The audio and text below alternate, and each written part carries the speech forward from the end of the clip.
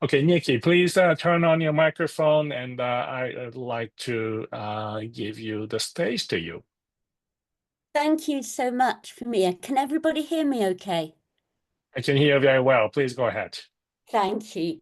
So I've called it Magic Mind because it seemed to me that one of the things as a biologist and psychologist that's so interesting is what magic effects those tricks performed by magicians and magicians reveal about the blind spots in thinking and the roadblocks that we have in the assumptions we make about what we think we saw and what we think we remembered. So I suppose the very first thing I'm emphasizing here is that most people are well aware that magic reveals something about perception and attention, but I'm going to argue that it also reveals something very important about our ability to remember the past and imagine and predict the future, something that psychologists call mental time travel, the process of flip-flopping backwards and forwards in time, being aware of being in the moment, at the same time being able to retrieve thoughts from the past, all kinds of thoughts, and not in the same way as physical time works. For in mental time, you can go backwards and forwards in time.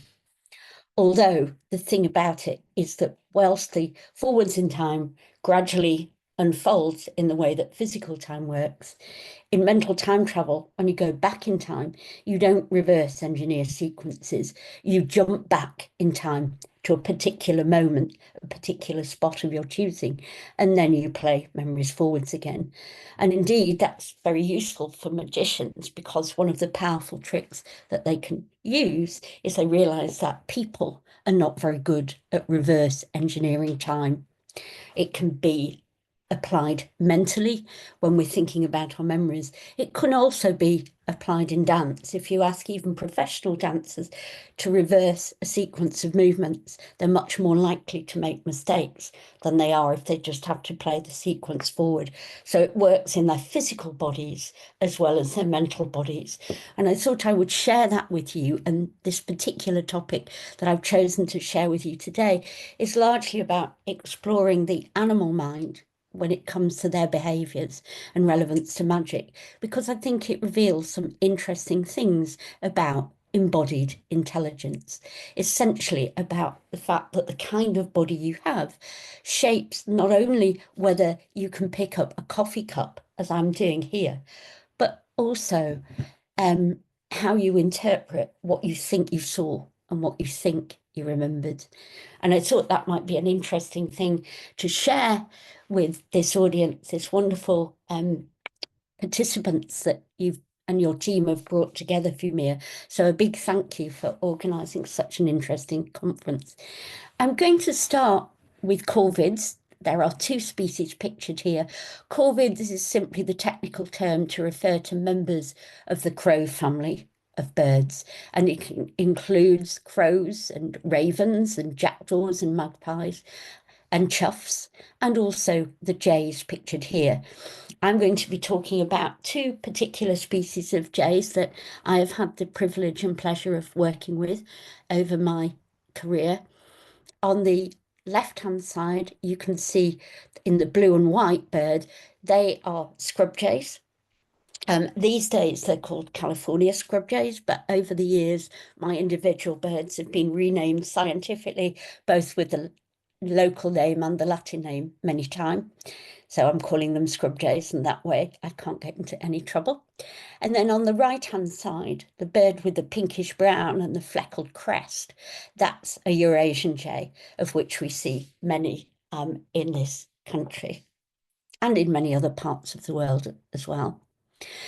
Why have I chosen to talk about these to begin my arguments about Magic Mind? Well, it's because they have a lot of cognitive traits that would make them potentially susceptible to being fooled by magic tricks. Because if you think about what magic really boils down to, you have to have a memory of what you thought you saw. an expectation of what you think will happen in the future. If you don't have those abilities, the magician has nothing to violate. Magic effects that trigger surprise come from when the magician violates your expectation of what you think will have happened based on what you think you saw.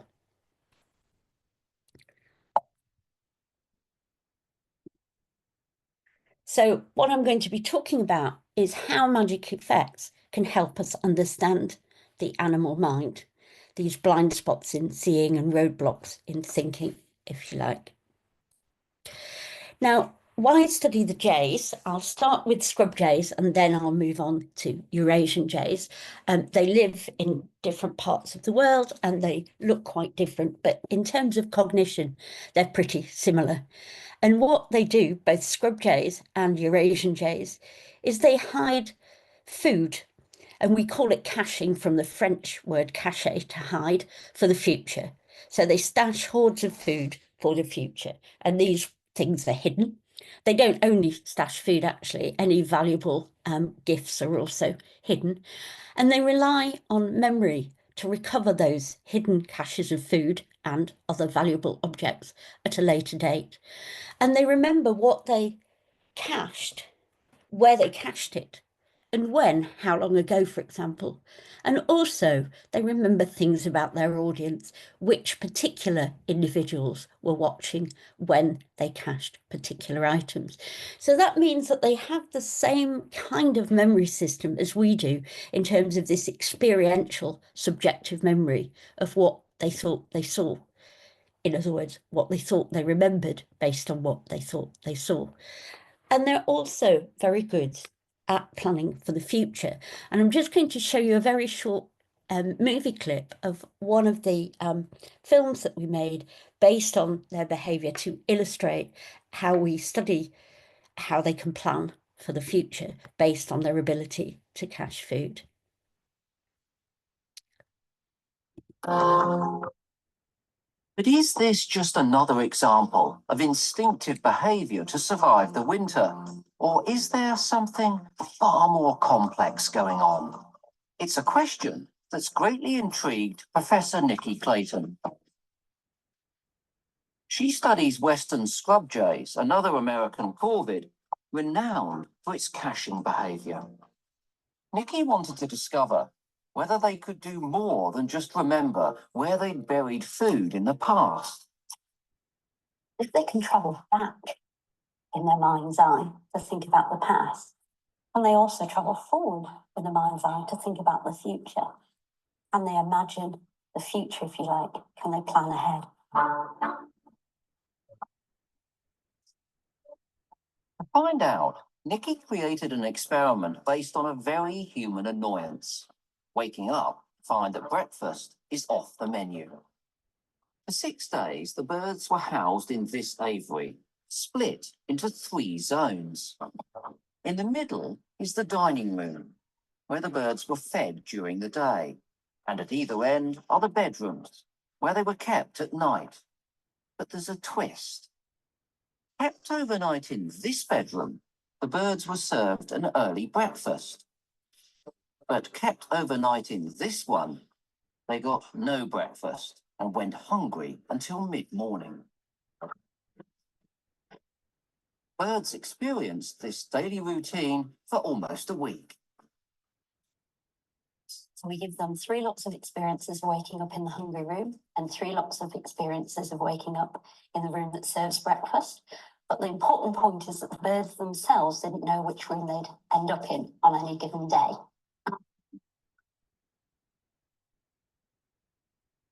But then Nikki changed the test. She allowed the birds to cache food in the evening before bedtime. She placed caching trays in both the hungry and breakfast rooms. The question was, where would they? So the question was, where would they hide the food? And here you can see the results.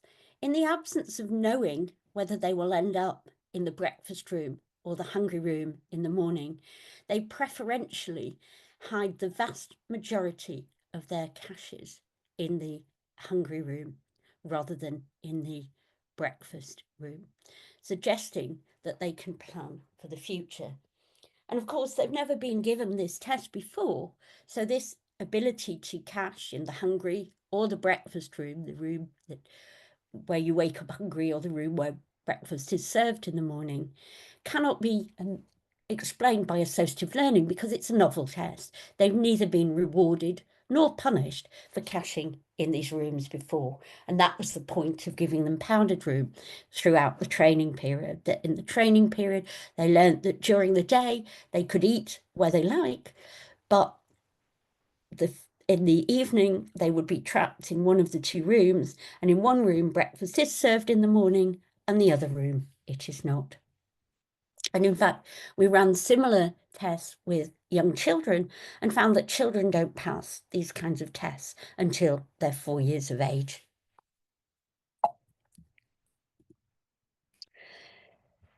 So far, I've talked about their mental capacities in the form of mental time travel, their ability to remember where they've hidden these caches in terms of what happened, where and when, and who was watching, and their ability to have expectations and plans for the future based on the memories of what has happened.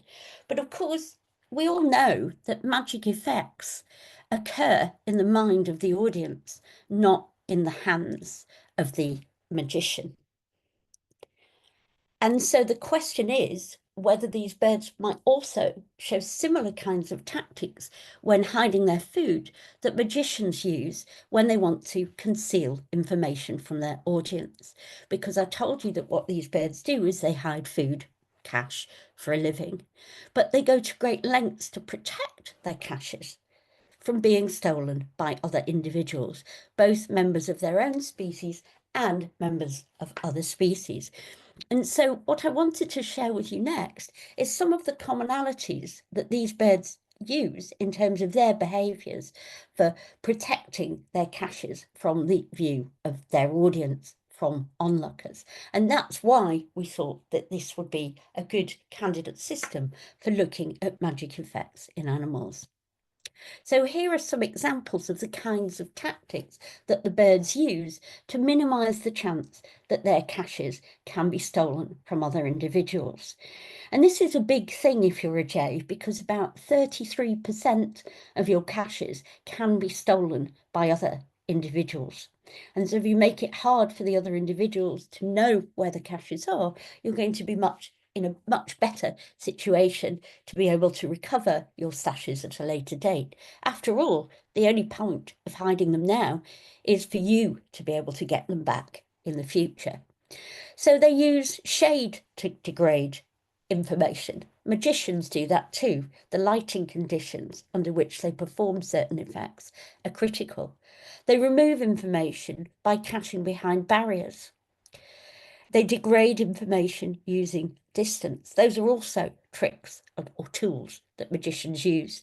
And they also keep track of who was watching and listening when. Well, a good magician has also to be very attentive to their audience in deciding which effects to produce and how to do them with whom. Perhaps the most remarkable one is that what these birds do is that they also move caches at recovery when the potential thieves, we call it pilfering so that we're not implying any knowledge of what theft means and therefore ownership of property, etc. But pilfer is in short a thief. Once the potential pilferers, once the audience that might be willing to steal their caches have left, they move them to new hiding places. But they only do so if they've been observed when they cached the food. If they're caching in private when no one else is watching, they don't bother to move their caches. And you can see that when they move the caches, if they've been observed during caching, they move them specifically to new places at the time of recovery, which by definition is when those potential pilferers, their audience, doesn't know then the new location of the cache. But it depends on experience. It's only those birds who have been thieves in the past that do this. Naive birds who haven't had experience of stealing other birds' caches don't do it. And it's just a one-off behaviour that we measured. Again, the birds were neither punished nor reinforced for this recaching. It was a spontaneous behaviour. So this suggests then that these birds are extremely cognizant of their audience. Now, indeed, when it comes to moving caches or recaching them later, how they do it depends on the situation. When they recache in private, when no one else is looking, it looks like this. We have little surveillance cameras up on the aviaries, and from our surveillance cameras, we can see that the birds are just moving a bunch of items, and those waxworms, the Belgian truffles of the scrubjay world, can be easily seen on camera, and we can see where they're being moved to. But when they're being observed by an audience, by other birds, you can see that the items are moved in such a way that you can't tell which ones were actually moved and which ones were just fake moves, pretend moves, with the food being put in place. And they will often move them up to 7 times, and they're just as likely to be in the first location as the second location, third, fourth, fifth, sixth, and 7th location. So obviously they don't have hands, more about that later, but they do have beaks, and that's why I've referred to it as sleight of beak. It's a movement akin to that magicians use in their sleight of hand effects, but with a beak. But like human magicians, they do have secret pockets. You can see there, you can't tell exactly what Sweetie Pie has got in her pouch in this photo.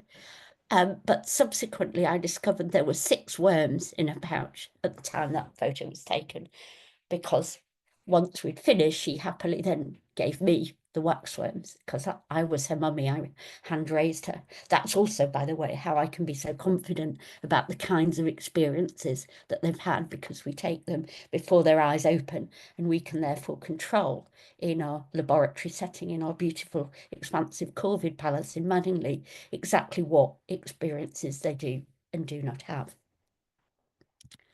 So what I'm arguing then is that they have the cognitive skill set to be able to be susceptible to magic effects. They have this mental time travel, this ability to plan for the future and subjectively remember the past. And they seem to use a lot of the same kinds of deceptive techniques that magicians use when minimizing the information available to the audience, and therefore making it less likely that their audience, their potential thieves, will be able to steal their caches. What I want to come on to next is some experiments we've done directly using magic effects. And for this, we use the Eurasian jays. So I'll start with a little movie clip in which you'll see the setup that we used and how we've done the experiments, as well as some parallels with magic effects performed for human beings. And the magician in this case is my tango partner, Clive Wilkins. He's a member of the Magic Circle. Magic tricks are a fascinating window on our minds. Indeed. Do I have anything behind my ear? I doubt it. Anything in my hand? Of course not, which means that this should be physically impossible. They highlight gaps in our perception and attention, which magicians exploit to disguise what's in front of our eyes. Suppose the coin would be just there. Thank you. But what about other animals? Do they fall for the same tricks we do? Could their susceptibility to magic tricks highlight flaws in their perception? Or could an ability to be misled actually reveal kinds of intelligence we didn't know they had? How did you become interested in doing magic tricks for animals? Well, I've always wanted to be a bird. I've always wanted to fly and move around 3-dimensionally and think like a bird. So that's how I got into science. But also through my passion for dance, I met Professor Clive Wilkins, who's artist in residence in the Department of Psychology, and he's a professional magician. And we both shared a great interest in memory and mental time travel through different perspectives, art and science. I visited Cambridge University's Comparative Cognition Lab to see how the group are examining the mental abilities of jays using magic tricks. Jays are extremely intelligent. We call them the feathered apes because they're on a cognitive par with the chimpanzees. And they're also very attentive. They really watch what you're doing. And so they became the perfect subject. Elias Garcia Pellegrin spent months working with the birds in order to prepare for the experiments.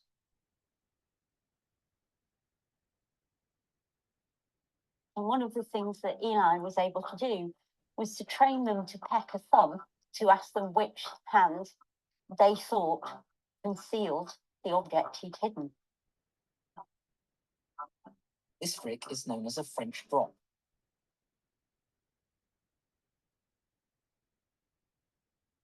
The jays don't fall for it, but perhaps that's not surprising. When humans watch the trick, we assume that the left hand is grasping the worm. Your brain uses shortcuts when you perceive these movements. It just goes, well, what's the most likely thing to happen? Well, the most likely thing to happen is that when this hand grabs an object, the most likely thing is for a completed transfer to occur. And that's where magicians are very good, because they are very good at seeing how to make a movement which is perceptive so alike a real movement that the brain does not notice it. Even though there are particular kinematics that would tell you that this movement is fake, right? Like the tension. But you don't see that because you're just using the shortcuts in perception. However, birds don't need these expectations to survive because they do not have hands.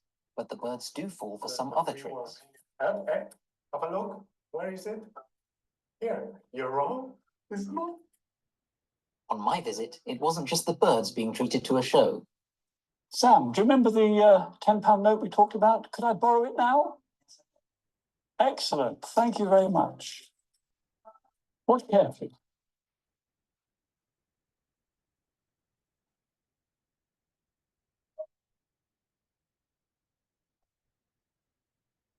When I watch this trick, I'm pleasantly surprised by the increase in my fortunes. But a similar trick was used to make the jays think their favourite snack had been replaced with a different one. Basically, what we did is that we chose the wax worm in this case.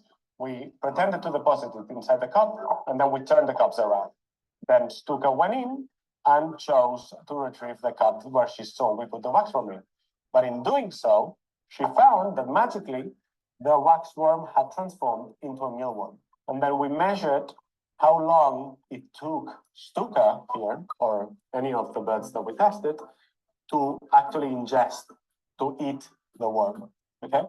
And we found that when we did this case at the value condition, so their first preferred item magically transformed into their less preferred item, they took way longer than when we did an up value condition. So their less preferred item in this case transformed into their most preferred item. Think about the magic effect that Clyde did for you. Okay, you were happy because a £10 note became a £20 note. That's great, right? But what if Clive takes your £10 note and transforms it into a £5 note? It's not that happy anymore, right? You're not that willing to take that £5 note anymore. You want to give it back. You want Clive to transform it into a £10 note again, don't you? That's what happened here. Are you doing any magic experiments with any other animals besides corvids? We're hoping to do some magic effects with primates, and we're also excited about exploring some of these ideas with cephalopods, cuttlefish, octopus, squid. You do get attached to these animals, especially when you spend a long time working with them. You notice their different personalities. Gone are the days of like scientists with white lab coats not having any feelings for their subjects. We've learned too much about what's going on in their minds to just treat them as just banal subjects. Because these are not banal subjects. These animals can think, they can feel, they understand the past, the present, and the future. And I don't see any point for me not to treat them as such, if this makes sense.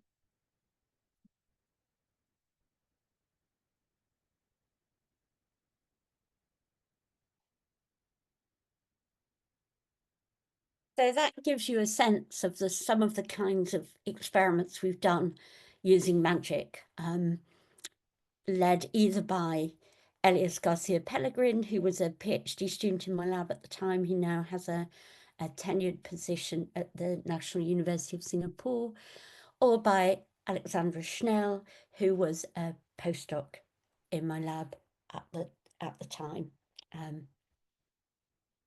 and is currently on maternity leave. So here you can see in detail, this is an experiment we did with the jays, published in Proceedings of the National Academy of Sciences. And as you can see, the jays are trained to peck one of Eli's two hands in order to say which hand do you think it's in. And here are some examples of the way in which the magic effects are performed.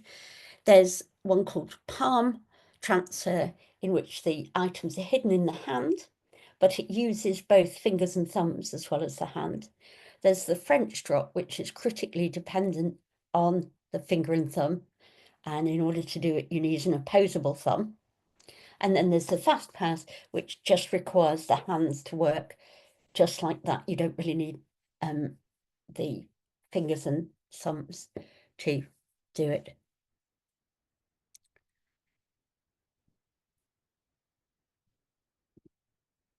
And here you can see examples. So this is the palming technique.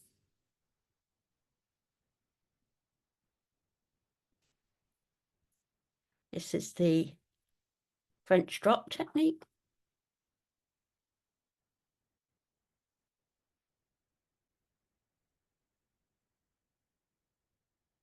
You can see that in both those examples, the jay was not fooled by either the palming or the French drop technique, techniques that require fingers and thumbs. Have a look at the fast pass. Ah, she was fooled in that case. Her name is J-Lo. And here you see the effects across all 9 J's. You see that the percentage of correct responses are quite high for the palm transfer and the French drop. In other words, most of the birds are not fooled by those effects. But the percentage of correct responses for the fast pass is very low. In other words, the J's are fooled by the fast pass. And we speculated that one possible reason why they were fooled by the fast pass and not fooled by palm transfer and French drop was because the movement of the hands is different. And one commonality between palm transfer and French drop is that it requires you to use your finger and thumb as well as the rest of your hand, whereas the fast pass one doesn't. And of course, when a hand does this kind of movement, like in fast pass, it moves in a way in which a wing can also work. And in fact, many of the jays will often extend their wing and use it as a barrier to conceal the food. But feathers don't work in the way that fingers and thumbs do. They just cover the wing, and they might work a bit like how hands could move in that kind of way. But feathers don't do this opposable thumb and finger action.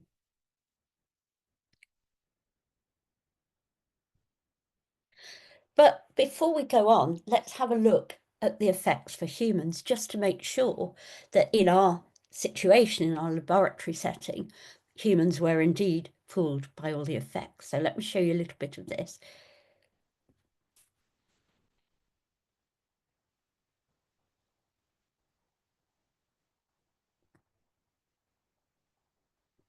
So they're purposely pre-recorded to make sure that people have the same view as the jay.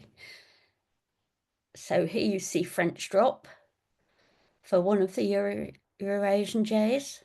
That was Homer. And now you see how it's done for people. So you have the numbers to make sure you know where to look on the screen. And then the effect is performed. And here you see the effects for humans. You can see that the percentage of correct responses is low for all 3 techniques. In other words, people are generally fooled by palm transfer and by French drop and by fast pass.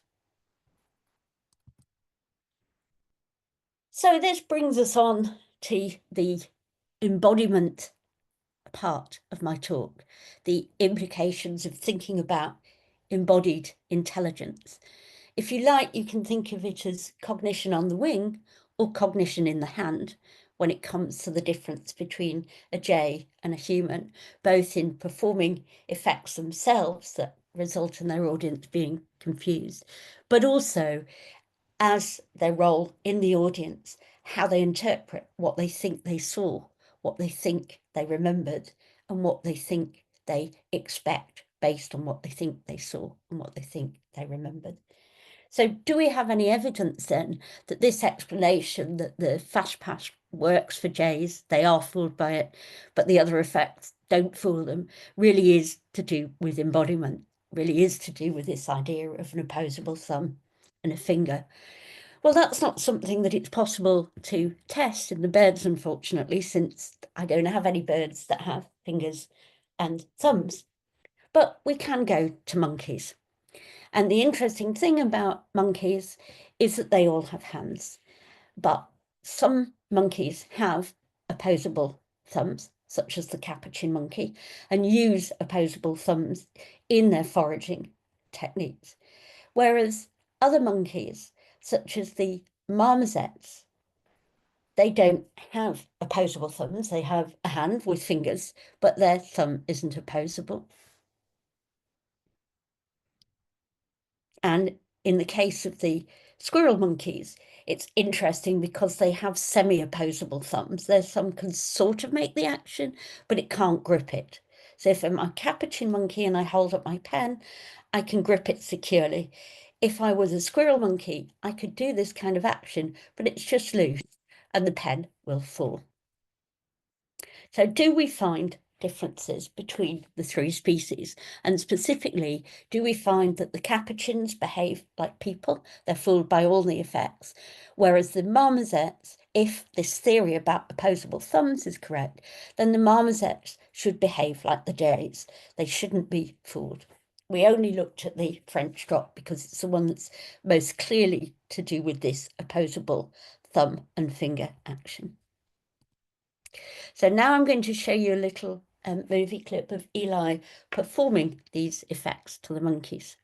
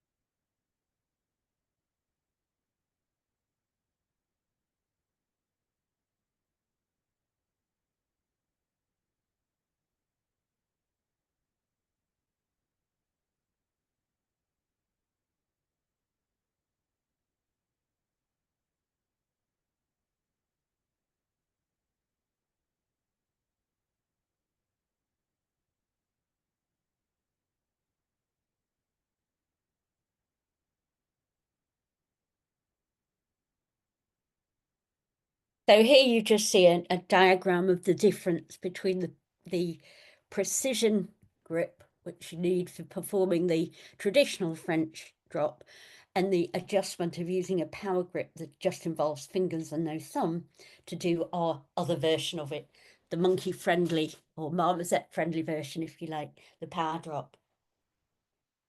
And here are the results. You see that with the precision grip that depends on an opposable thumb, the marmosets behave like the jays. They're not fooled. They have a very high percentage of correct responses.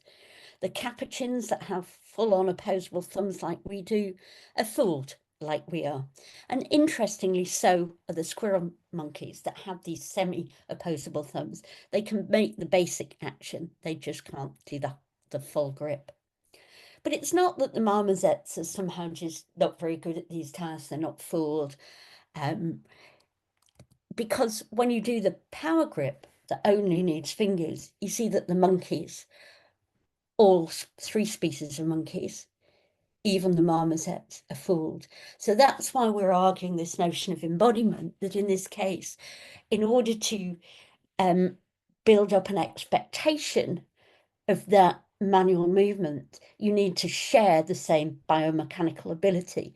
And that doesn't only allow you to actually do the same biomechanical ability physically in the same way, but it also has implications for the mental assumptions you make about how you interpret your world. In this case, what you think you saw, what you think you remembered, and what you expect to have happened based on your memory and perception. So with that, I will finish. I wanted to finish slightly early so that there is time if anybody wants to ask any questions. I realise things were being posted in the chat, but I can't multitask in that way. So I apologise, I couldn't read messages in the chat and talk to you properly at the same time. But this is just to thank everybody in my lab, both the human experimenters, magicians, and also my birds and all the funding bodies. And I thought I would just finish with this beautiful piece of artwork by Peri Chen, who's currently a research assistant in my lab, and I'm delighted to announce that she will be joining my lab as a graduate student in October. The three-legged crow is a real phenomenon, and there are cases in nature where these birds do have this fused pelvis with three legs.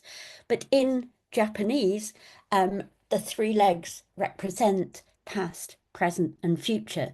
So that it was a very nice ending. And in Chinese, it represents the idea, as pictured in this poem, that the crows are pretty much the only non-human birds that are not afraid of fires. And in the local campsites, they would use the smoke coming off the fires to fumigate their wings and get rid of any insects or other parasites on the wings. And then at dusk, they would roost. And in the morning, as the dawn rises and they fly off into their new adventures for the future, lit by the background of dawn, they become the golden crow. So with that, I will finish, and thank you all for listening. Thank you very much, Nikki. I think this was a very, very fascinating talk, and I think it's appropriate for the opening of such a exciting discussion about embodied intelligence. There are lots of questions in chat, but let me just take a liberty asking my question first. And so this has a lot to do with learning, I suppose, that the animals are learning from experience. And so can you just give us a little more insight about learning, like how much they can learn, and they can learn multiple things, and maybe it's low-level things, high-level things. Some animals learn things differently. How much variability are there? How consistent their learnings are of individual? Can you just give us a little bit about how the learning actually happens in this kind of experiments? Yeah, well, certainly, I mean, I guess there's two ways to address this question. One is to say that, yeah, clearly there is learning involved. I think the fact that the experienced thieves and the naive thieves do things quite differently. The experienced thieves recash, the naive ones don't. Obviously, they've learnt from their experiences of being a thief. Now, some kinds of learning are quite simple. Stimulus response, you know, I'm randomly going around pressing buttons. I don't really know how my computer works, but I eventually find out that a button on this side turns my computer on and a button on this side does something completely different. So that can be just this sort of trial and error learning. I explore one thing, it doesn't work. Okay, I try the other one, that works, great, I'll just do that.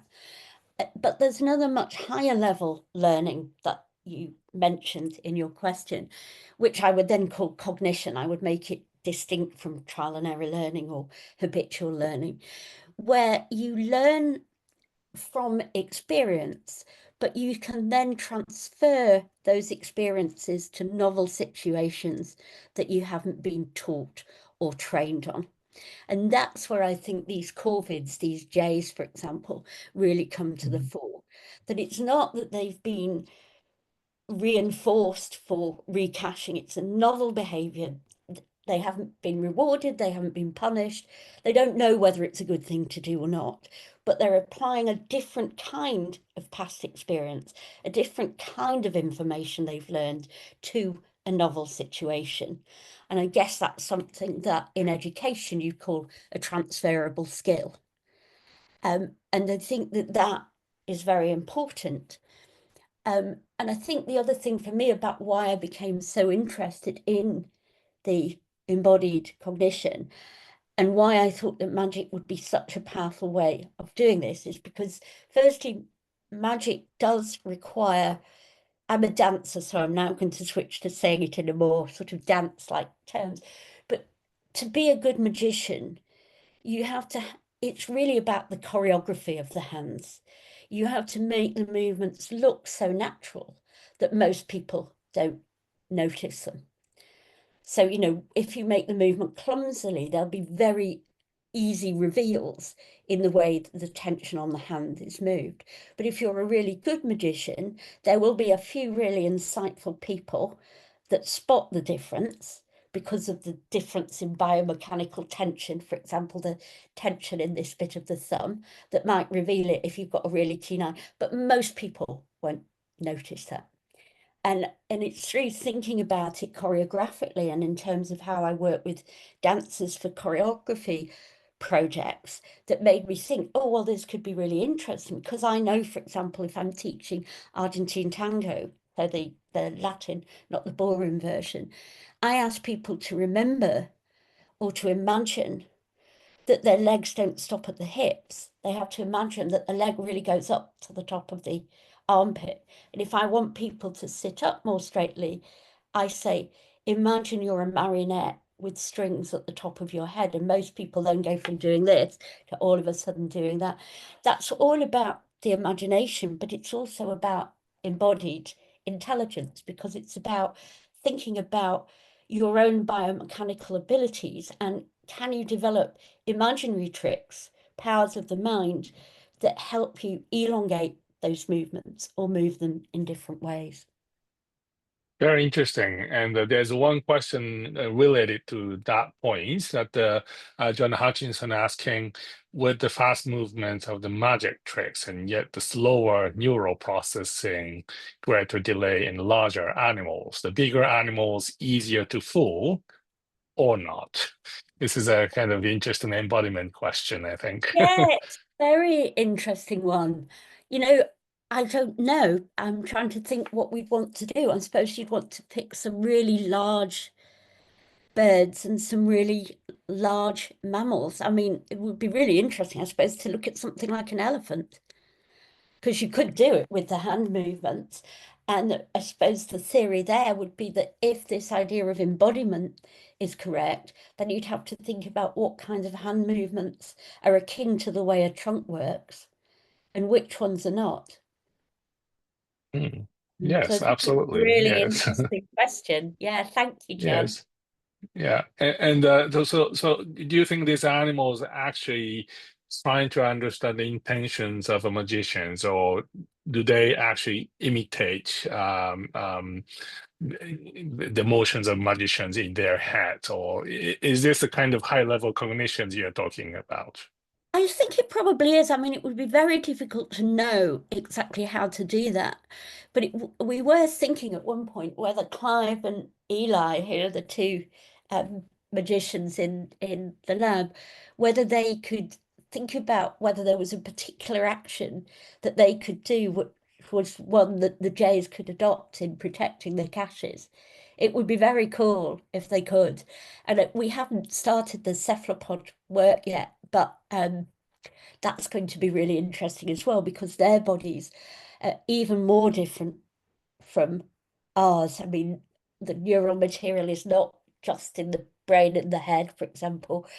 They're not vertebrates, they're soft bodies, so they can, you know, Houdini or Robert Houdin, the original magician, eat your heart out, because if you're a cephalopod, you've got a lot of other deceptive camouflage disappearing act skills you can use. And it blows my mind away to think how it must be like to move around the world with 8 arms. I struggle enough with left and right with 2, but with 8 of them and a lateralized body, I'm like, oh my goodness. But it's a great tool for choreography, getting the dancers to embody what it might be like to move as an octopus, for example. Right. Yeah, that's really interesting. So the difference in morphology or shapes of your body, if you like, actually doesn't matter in many cases. They can learn lots of things.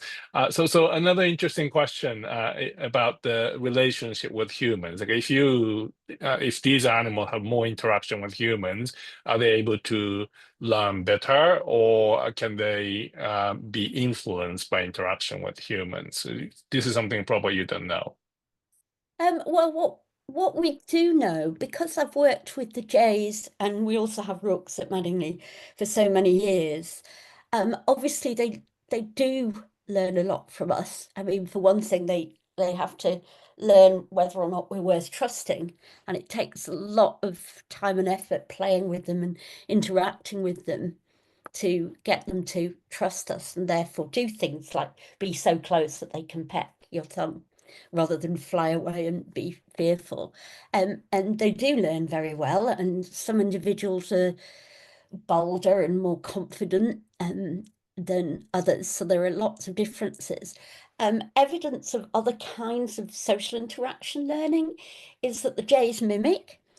So Romero, he didn't participate in this particular set of experiments I showed you, but he and Lima are absolutely fantastic human mimics, and they mimic different people's speech. So Romero's copied me and mimics me saying I love you and blowing the sound of me blowing kisses at him. Hoy mimicked Alex Schnell, who was Australian, with her Australian twang of "Hey guys, what's up?"